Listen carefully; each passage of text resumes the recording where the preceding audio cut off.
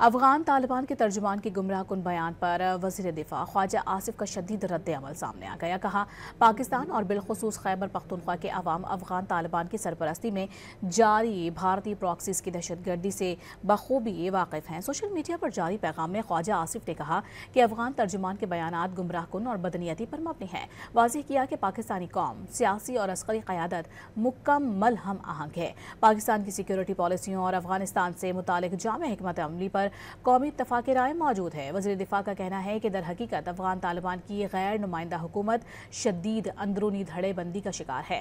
افغانستان میں خواتین، بچوں اور اقلیتوں پر مسلسل جبر ہو رہا ہے، جبکہ اظہار رائے، تعلیم اور نمائندگی کے حقوق سلب کیے جا رہے ہیں۔ وزیر دفاع کے مطابق 4 برس گزرنے کے باوجود افغان طالبان عالمی برادری سے کیے گئے وعدے پورے نہ کر سکی۔ افغان طالبان اپنے اندرونی تقسیم، بدامنی اور گورننس کی ناکامی چھپانے کے لیے بیرونی عناصر کے ایجنڈے پر عمل پیرا ہے۔ وہ پراکسی کے طور پر کردار ادا کر رہے ہیں۔